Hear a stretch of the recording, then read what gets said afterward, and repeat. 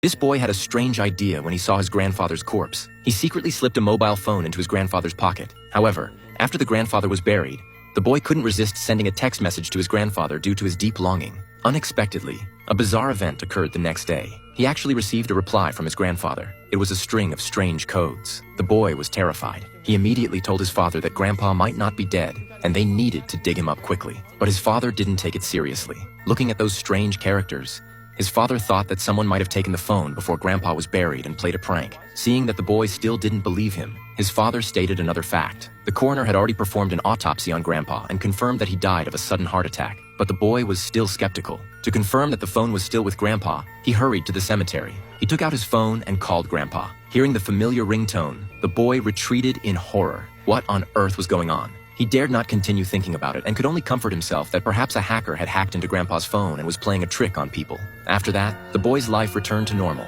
and he gradually forgot about the incident. Until this day, the bizarre event happened again.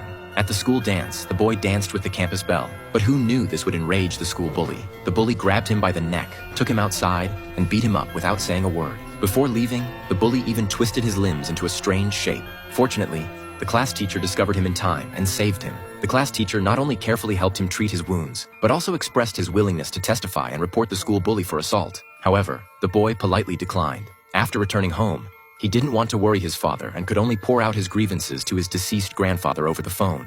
It turned out that the reason he didn't report the school bully was that he was afraid of more fierce retaliation. After all, as long as the school bully was still alive, he could continue to torture him.